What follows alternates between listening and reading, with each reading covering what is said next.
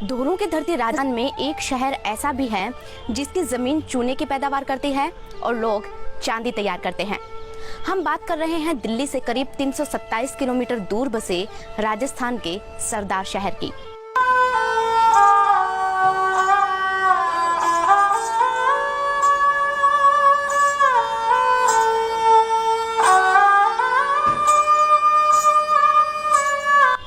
नमस्कार दोस्तों, मैं हूं अंशिका सारडा। आज हम बात करेंगे सरदार शहर के इतिहास की। थार के मरुस्थल में बसे इस शहर का नजारा आसपास के शहरों से बिल्कुल अलग है। खूबसूरत मंदिर, शानदार इमारतें, बेजोड़ चित्रकारी वाली हवेलियां इस शहर के गौरवशाली इतिहास और वर्तमान की कहानी बयां करती है। आज हम आपको इस शहर की हर उस चीज से रूबरू करवाने की कोशिश करेंगे जो अपने आप में खास है। लेकिन इस रिपोर्ट को पूरा देखने से पहले आप मेरे YouTube चैनल को याद से सब्सक्राइब कर लें और Facebook पेज को भी जरूर से लाइक कर लें। दिल्ली से करीब 250 किलोमीटर दूर बसा है चूरू जिला, जो अपने मौसम के कारण हमेशा सुर्खियों में रहता है। सरदार शहर इसी जिले की एक तहसील है। आज यहाँ पर राजस्थान के कोने कोने से लोग खरीदारी करने आते हैं। चांदी के जेवर, बर्तन और महंगी कलाकृतियों के लिए ये दूर दूर तक मशहूर है। बेहद सुंदर हैंडीक्राफ्ट वर्क यहाँ होता है। लकड़ी के बेजोड़ फर्नीचर यहाँ बनते हैं। हवेलियां तो रामगढ़ शेखावाटी के टक्कर की हैं। लेकिन एक वक्त ऐसा था जब यहाँ पर दूर दूर तक सिर्फ और सिर्फ मिट्टी के धोरे हुआ करते थे। तारानगर और सादुलपुर की तरह सरदार शहर भी जंगल देश का हिस्सा हुआ करता था। जिस तरह तारानगर पर डहालिया पवारों ने शासन किया था, उसी तरह सरदार शहर पर भी उनका राज हुआ करता था। लेकिन वक्त के साथ शासक बदलते रहे, पर भीषण गर्मी और पानी की कमी से ये इलाका गांव या शहर के रूप में पूरी तरह से कभी भी विकसित नहीं हो पाया। 18वीं सदी तक ऐसा ही चलता रहा। फिर आई 19वीं सदी और इस इलाके में 5-6 परिवारों की एक बस्ती हो गई। एक छोटा सा गाँव बन गया जिसका नाम रखा गया राजावास। यहाँ के लोगों को इस बात का जरा भी इल्म नहीं था कि आने वाले वक्त में उनके गांव का कायाकल्प होने वाला है। दोस्तों, कुछ जगहों पर सरदार शहर का पुराना नाम राजावास की जगह अलचाना भी बताया गया है। कहा तो ये भी जाता है कि पहले सरदार शहर की जगह सरदारगढ़ नाम रखा गया था और बाद में सरदार शहर कर दिया गया। खैर, आगे ये देखते हैं कि सरदार शहर बसा कैसे।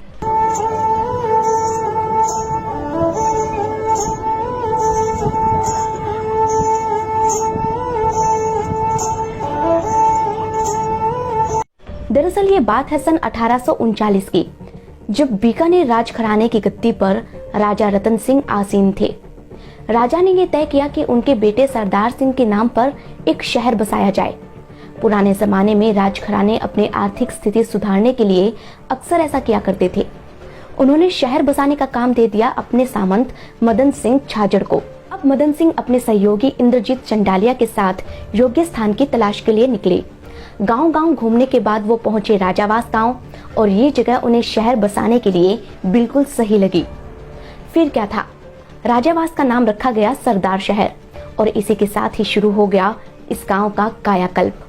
यहाँ पर एक शानदार किला बनवाया गया, बाजार बनवाए गए, सड़कें बिछाई गई और नौचौड़ की स्थापना की गई।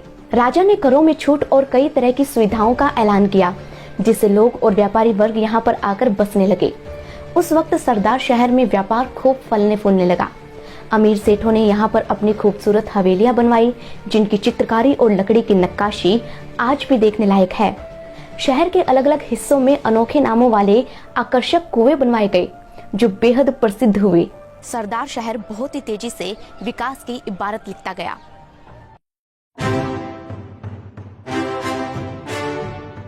दोस्तों, समय ने करवट ली। साल आया 1947। राजशाही खत्म हुई और लोकतंत्र आ गया। अलग अलग रियासतों में बिखरी इस मरुभूमि को जोड़कर अखंड राजस्थान का निर्माण किया गया और सरदार शहर बन गया चूरू जिले की एक तहसील, विधानसभा क्षेत्र और नगरपालिका, जिसमें आज 55 वार्ड हैं। लोकेशन की बात करें तो यह जयपुर से 285 किलोमीटर दूर, बीकानेर से 137 किलोमीटर दूर पड़ता है। सरदार शहर के लोग समृद्ध तो हमेशा से ही थे, लेकिन देश और दुनिया की नजर में ये तब आया जब साल 1953 में यहाँ जिप्सम के भंडार मिले। 1955 में यहाँ पर देश के पहले राष्ट्रपति डॉक्टर राजेंद्र प्रसाद ने गांधी विद्या मंदिर यूनिवर्सिटी की आधारशिला रखी, जहां पर पीएचडी तक की स्टडीज होती है और हर साल हजारों बच्चे पढ़कर निकलते हैं। 1200 एकड़ में फैली इस यूनिवर्सिटी में कई सारे डिपार्टमेंट्स तो हैं ही, इसी के साथ ही सेठ संपतराम दुग्गल और बुनियादी उच्च माध्यमिक स्कूल भी यहाँ बनवाए गए, जो सरदार शहर के सबसे पुराने स्कूल हैं। इसके बाद तो मानो सरदार शहर शिक्षा नगरी के रूप में विकसित होने लगा। यहाँ पर कई सारे सरकारी, प्राइवेट और इंग्लिश मीडियम, साथ ही स्पोर्ट्स स्कूल भी खुल गए और हाई स्टडीज के लिए कॉलेज भी यहाँ बनाए गए। अब एक तरफ शिक्षा के क्षेत्र में और दूसरी तरफ व्यापार के क्षेत्र में सरदार शहर लगातार उन्नति कर रहा था। यहाँ के लोग बड़ी संख्या में बंगाल और असम जैसे दूसरे राज्यों में जाकर पैसा कमाने लगे और उससे ही वो शहर का यानी कि सरदार शहर का विकास करवाने लगे। इसी कड़ी में कुबेर ग्रुप के व्यापारी मूलचंद मालू ने सरदार शहर रतनगढ़ रोड पर इच्छापूर्ण बालाजी मंदिर का निर्माण करवाया। एक से एक होटल और इमारतें यहाँ बनने लगी। खूबसूरत हवेलियां, अद्भुत चित्रकारी और परंपरागत तरीके से बनाए हुए कुओं के कारण सरदार शहर पहले से ही पर्यटकों के आकर्षण का केंद्र था। वहीं इस मंदिर ने इस जगह की खूबसूरती में 4 चांद लगा दिए। दोस्तों, सरदार शहर ही वो तहसील है जहां पर चूरू जिले का पहला RSRTC डिपो बनाया गया था।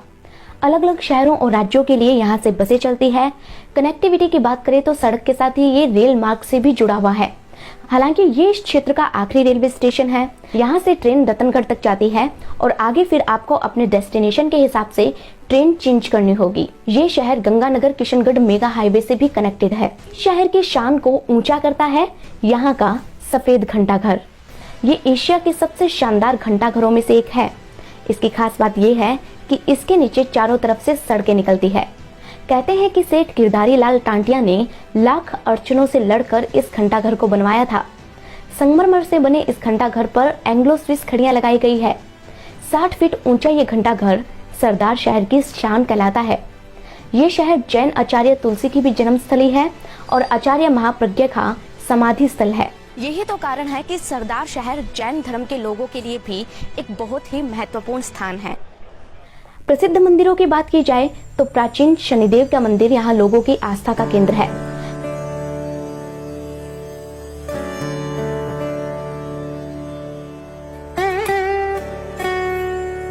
यहाँ के सबसे बड़े मैदान ताल वाले मैदान में बना रानी सती का मंदिर भी चमत्कारी मंदिर माना जाता है। दोस्तों, ये 18वीं सदी में बना है और लोगों की इसमें गहरी आस्था है। सरदार शहर चूरू जिले का हिस्सा है, तो गर्मियों में बहुत ज्यादा गर्मी और सर्दियों में यहाँ पर बहुत ही ज्यादा ठंड पड़ती है, लेकिन फिर भी ये धरती चूना पत्थर उगलती है। खेजड़ी, किंकर, केर, रोहिड़ा और फोक जैसे पेड़ों से भरी इस धरती पर काफी कम बारिश होती है।